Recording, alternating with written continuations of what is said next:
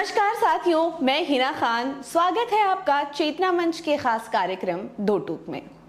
इन दिनों भारत पाकिस्तान की सीमा पर काफी शांति बनी हुई है, लेकिन सीमा पार से आई सीमा हैदर इन दिनों चर्चा का विषय बनी हुई है। जी हाँ, मैं बात कर रही हूँ पाकिस्तान से हिंदुस्तान की सरजमीन पर आ पहुंची सीमा हैदर के बारे में। सबसे पहले वो पाकिस्तान से दुबई पहुंचती हैं, फिर वो दुबई से नेपाल पहुंचती हैं, फिर वो नेपाल पहुंचने के बाद अपने 4 बच्चों के साथ हिंदुस्तान की सरजमीन पर आ पहुंचती हैं। आखिर कौन है सीमा हैदर और यहाँ क्या करने आई है?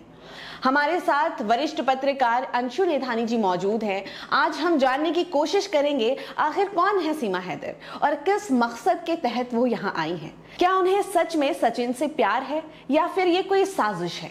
आइए बात करते हैं अंशु नेथानी जी से और जानने की कोशिश करते हैं कि ये पूरा माजरा क्या है। बहुत बहुत धन्यवाद आपका हमारे शो में। मैम, मैं ये आपसे जानने की कोशिश करूंगी कि आखिर ये सीमा हैदर जो पाकिस्तान की सरजमीन को छोड़कर, अपना मुल्क छोड़कर हिंदुस्तान आती हैं, वो किस मकसद के तहत आती हैं? लोग बहुत तरह तरह की बातें कर रहे हैं उनके बारे में, तो आपका इस पर क्या कहना है?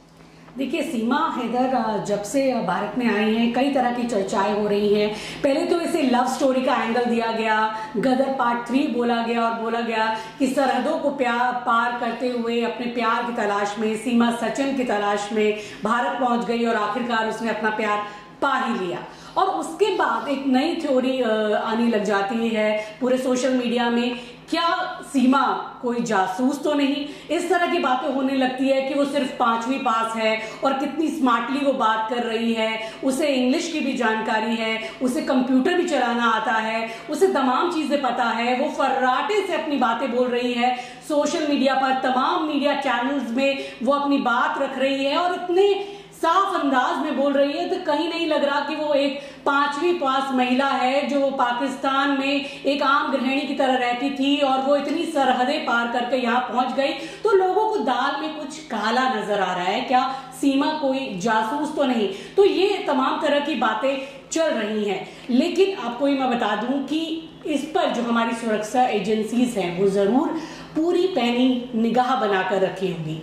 जरूर सीमा को बेल तो मिल गई है, वो अपने पति सचिन के साथ भी रह रही है और इसे तथाकथित पति कहा जाए क्योंकि अभी जो उनकी शादी हुई है वो कितनी लीगल या वैलिड है उसी पर सवाल है। ये जो मामला है वो दिन प्रतिदिन अगर कहा जाए इसमें नए नए एंगल भी ऐड होते जा रहे हैं। आपको मैं अगर नए डेवलपमेंट की बात बताऊं तो अभी 12 जुलाई को ही मुंबई ट्रैफिक पुलिस के कंट्रोल रूम में एक कॉल आता है और वहाँ उर्दू में एक शख्स कुछ एक धमकी भरे अंदाज में एक बात कह रहा है। वो ये धमकी दे रहा है कि अगर सीमा हैदर को पाकिस्तान वापस नहीं भेजा गया तो 26/11 जैसा अटैक फिर हो सकता है। और उस युवक का ये कहना है कि सीमा को खेल खेलने के पबजी और क्रिकेट का बहुत शौक है और इन सब खेलों की शौकीन है और उसका मकसद भारत में आना सिर्फ वर्ल्ड क्रिकेट जो होगा विश्व क्रिकेट कप उसको देखना है। यानी कि वो वर्ल्ड कप देखने के लिए इंडिया आई है और जब वो वर्ल्ड कप देख लेगी तो उसके बाद वो वापस अपने पति के पास दुबई चली जाएगी। तो तरह तरह की कहानियां आ रही हैं, लेकिन हमें ये समझना होगा कि हमारी सुरक्षा एजेंसियां जो काफी मजबूत हैं और अगर हम बात करें हमारे एनएसए की जो अजीत डोभाल हैं, वो खुद अगर कहा जाए इन सारी चीजों से बखूबी वाकिफ हैं, जो खुद पाकिस्तान में एक जासूस के तौर पर इतने साल बिता चुके हैं। तो हम अपनी सुरक्षा एजेंसियों को ये न समझे कि उन्होंने कोई कच्ची गोलियां खेली हैं। तो पूरी पैनी नजर हमारी सुरक्षा एजेंसियों की होगी सीमा हैदर पर, उसकी एक एक गतिविधि पर, उसकी एक एक एक्टिविटी पर। और ये कोई इतना आसान नहीं है कि इस तरह क्लेम करके एक जासूस हमारे देश में इस तरह दाखिल हो जाए, वो भी पूरे मीडिया में सामने से घोषणा करके। तो ये बात जो है वो पचने लायक नहीं लगती है। फिर भी मुझे लग रहा है कि हमारी एजेंसी की बिल्कुल कड़ी निगाह सीमा की एक एक एक्टिविटी पर होगी। मैम, आपने बहुत सारे सवालों का जवाब एक ही आपने बात में दे दिया, वो मुझे बहुत अच्छा लगा। लेकिन एक जो सुरक्षा की बात हमारी तो आती है, लेकिन 4 बच्चों के साथ इतनी इमिग्रेशन होती है, इतनी चेकिंग होती है। सबसे पहले पाकिस्तान से निकलना, दुबई आना, दुबई से फिर नेपाल पहुंचना और नेपाल से अपने पास पाकिस्तानी पासपोर्ट ले करके हिंदुस्तान की सरजमीन में घुसना, यहाँ आ जाना, सारी सिक्योरिटीज को चेक करवाते हुए, तो इस पर आप क्या कहेंगे? सुरक्षा की तो बात उनकी भी है, उनके साथ 4 बच्चे हैं, वो खुद एक महिला है, वो महज 27 साल की है, वो बताती हैं। तो इस पर आपकी क्या राय है? कुछ सुरक्षा हमारी और कुछ सुरक्षा उनकी भी तो होनी चाहिए। देखिए, बात जो हो रही है यहाँ पर कि सीमा जासूस है कि नहीं है, सीमा क्या प्यार के खातिर भारत आई है, इससे पहले हमें ये भी जो है देखना होगा, गंभीर मसला ये भी है कि वो अवैध रूप से जिस तरह से बॉर्डर क्रॉस करके यहाँ आई है और उसने वहां पर सारे सिक्योरिटी चेक्स को जिस तरह से चकमा दिया है, तो आपको ये भी समझना होगा कि वो औरत जो है वो काफी चालाक है। इस अंदाज में अगर कहा जाए कि वो पहले पाकिस्तान से दुबई पहुंचती है, दुबई पहुंचने के बाद फिर वो नेपाल आती है। इस बीच कितने सिक्योरिटी चेक्स हुए होंगे, उसके सभी बच्चों के पास भी मोबाइल फोन है, उसके पास मोबाइल फोन है, इतने सारे उसने पासपोर्ट अरेंज किए और उसके बाद नेपाल आने के बाद वो 4 बच्चों के साथ एक बस में बैठ के बस का टिकट लेकर इल्लीगल तरीके से भारत में प्रवेश कर जाती है। आप खुद जानिए कि कई जगह में उसके सुरक्षा चेक्स भी हुए होंगे, उन सबको उसने धता बताया। तो ये भी एक गंभीर मसला है कि वो जब भारत में दाखिल हुई, इंडिया में वो एंटर हुई, तो क्या कोई इस तरह की छानबीन जांच पड़ताल नहीं हुई, किस तरह से वो अवैध रूप से दाखिल हो गई। तो ये भी एक बड़ा सवाल बनता है।